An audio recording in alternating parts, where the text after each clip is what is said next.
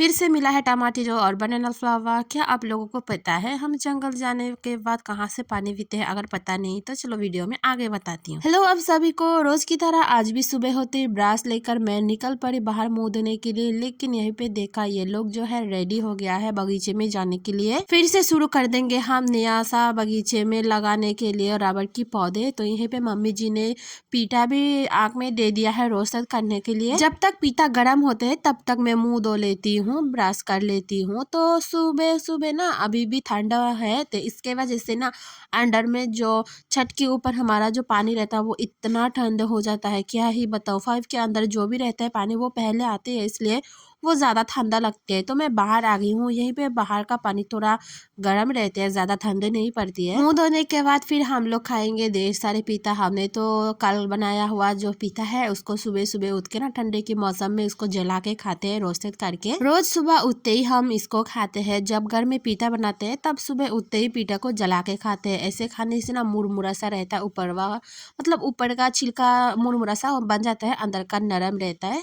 तो बहुत ही टेस्टी लगता है। उसके साथ गुड़ भी देते हैं तो मीठा मीठा करके हमें तो बहुत टेस्टी लगता है। सुबह सुबह दुकान से रोटियां लेके आकर पूरी नहीं खाने से तो ये पीठा बहुत अच्छा होता है हमारे लिए, मतलब हमारी सेहत के लिए बहुत अच्छा होता है, क्योंकि इसमें कोई ऑयल वेल नहीं है, सिर्फ ऑर्गेनिक है, एकदम खुद का बनाया हुआ। पीठा वसा वगैरह खा लिया। खा लेने के बाद बाहर आ गई हूँ मैं ग्राउंड पे। तो दोपहर के लिए ना सब्जी बनाने की तैयारी चल रही है। अभी कद्दू के साग को अच्छे से छीलूंगी और फ्लावर को भी छीलूंगी अच्छे से। सब्जियां छीलते छीलते तो अच्छे से धूप देना भी शुरू हो गया, तो सोचा रबर को धूप में दे देती हूँ। तो अभी मैं छत पे आ गई हूँ रबर को धूप देने के लिए। अभी तो फिलहाल रबर कम ही है, क्योंकि इस सीजन में रबर कोई नहीं खाता है, ज्यादातर लगभग 3-4 दिन के बाद एक ही खाता है। और देखो हमारी झाड़ू जो हमने जंगल से कलेक्ट करके लेके आया, वही झाड़ू को अभी इसको दे दिया है धूप में सुखाने के लिए। सूखने के बाद फिर इसको अच्छे से बांध के हम साफ सफाई करने में इस्तेमाल कर सकते हैं। अभी तो रबर को भी धूप में दे दिया है और झाड़ू को भी पलट दिया है मैंने। तो अब चल पड़ते हैं नीचे।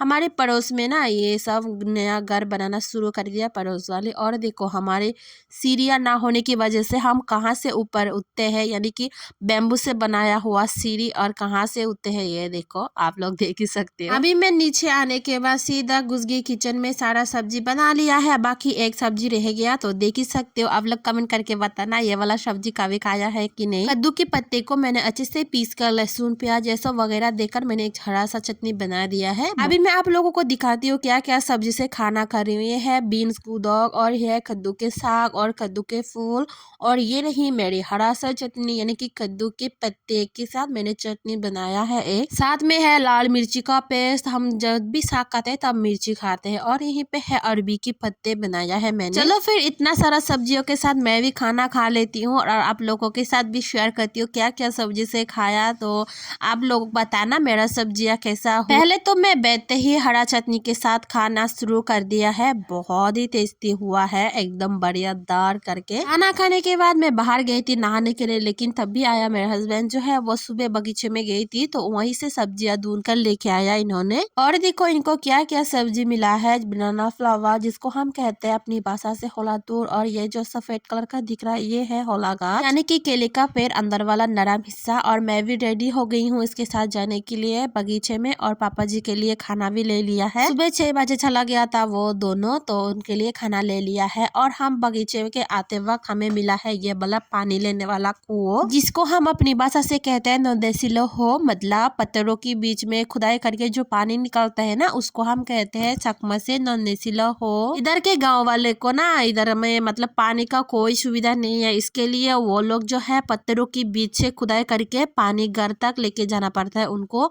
सर के ऊपर या फिर हाथों से लेके जाके इस्तेमाल करते हैं वो लोग। इतना मुश्किल से जीते हैं वो लोग, भगवान ही जाने। और हम अभी पहुंच चुके हैं बगीचे में, और पापा जी यहाँ पे खाना खाने के लिए बैठ गया। और यहीं पे हमारे जो बगीचे में काम करने के लिए जो 3 लोग आए हैं उसके लिए घर से लेके आया बेर।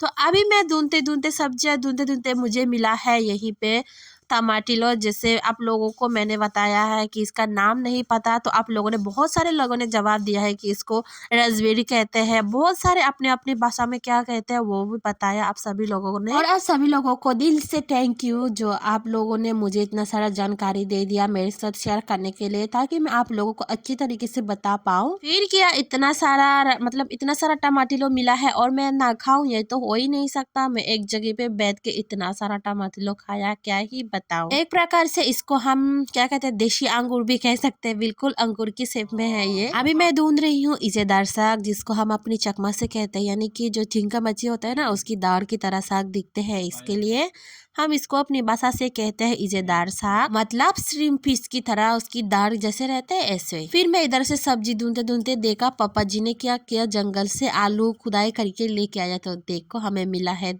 एक आलू जिसको हम कहते हैं फान आलू। फिर मैं ऊपर आ गई हूँ एकदम चढ़ाई के ऊपर, और यहीं पे सारा वक्त बगीचे में नया वाला बगीचे में काम शुरू हो गया है, जो पेड़ पौधे काटना। तो हम यहीं पे नया से हम रबर की पौधे लगाएंगे, इसके लिए यहीं पे काटना पड़ता है।